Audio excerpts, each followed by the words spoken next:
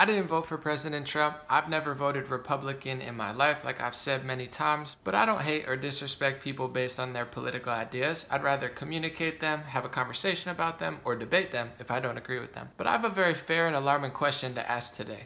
Is social media radicalizing Trump haters? The Facebook featured news section and the Twitter featured news section is ridiculously slanted, biased, one-sided, and extremely divisive, not to mention incredibly negative. But the one I saw today, especially the timing of it, might be the most disgusting one of all. It was a trending story about a joke going around on Twitter saying me during the 2016 election and me a year later. The featured prominent picture is this woman from a movie who's holding some sort of automatic weapon, basically saying a year later after Trump won presidency, I'm so mad that I could shoot people. Considering the Texas church massacre and the massacre at a country concert in Las Vegas, does Twitter really think this is a good idea to promote a high-powered weapon in the wake of, oh, I'm feeling upset from a presidency? It gets creepier. This thread shows a bunch of people showing the before and after pictures, and they're basically admitting what everybody has already seen. Trump haters are turning into deranged, demonic zombies. Look at all these before and after pictures. They go on and on and on, basically people admitting, oh, I was cool during the election, but now I've completely melted as a human being. I'm not even a person or a human anymore. I'm basically a puddle of hate and desperation.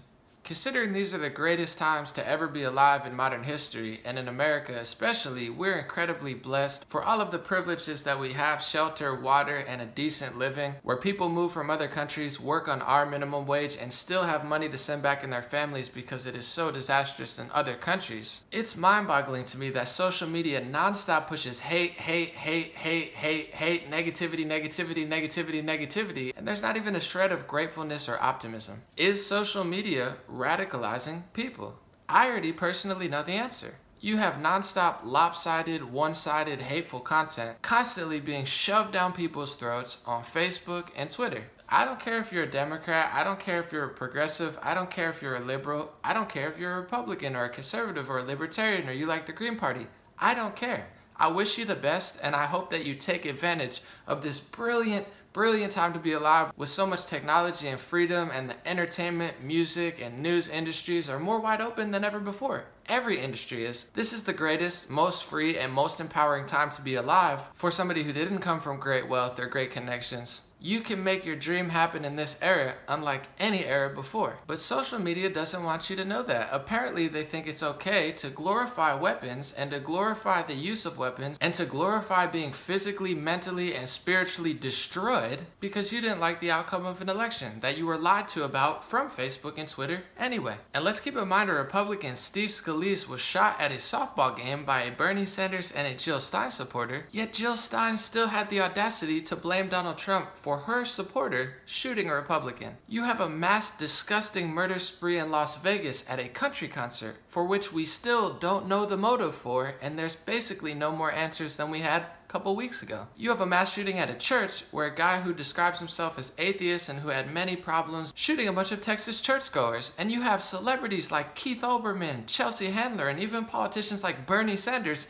screaming for gun control when it's mostly Christian conservatives and Republicans being shot. I don't really care what your political preference is, but I'm gonna call it like I see it. Is social media radicalizing Trump haters? I don't care if you like or dislike Trump, but don't melt into a deranged zombie because you didn't get your way during an election where the other candidate was miserable too. You have disgusting, dangerous narratives being shoved down people's throats on Twitter and Facebook every single day. Meanwhile, we have a massive pharmacy pill problem. You can't even watch TV without them trying to shove some sort of depression pill down your throat. And statistically, most mass shooters were taking some sort of legal medication. This is all a recipe for disaster. There is no love anymore. There is no dialogue. There is no communication. There's literally social media sites and people bragging about the fact that they're becoming violent, bragging about the fact that they're losing it mentally, spiritually, and physically. And whether you love Trump or hate Trump, this is the greatest time to be alive ever. Whether you love Trump or hate Trump, you have the ability to start a company.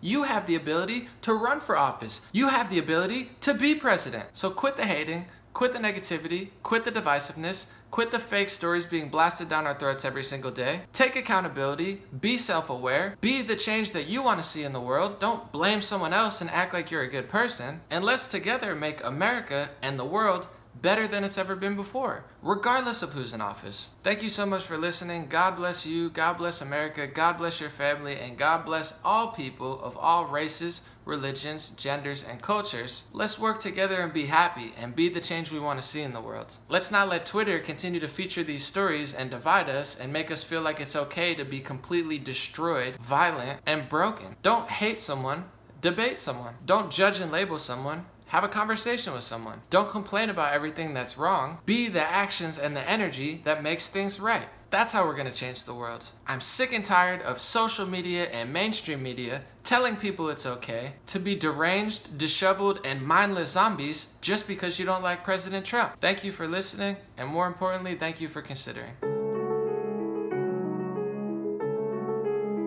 We about to start a revolution.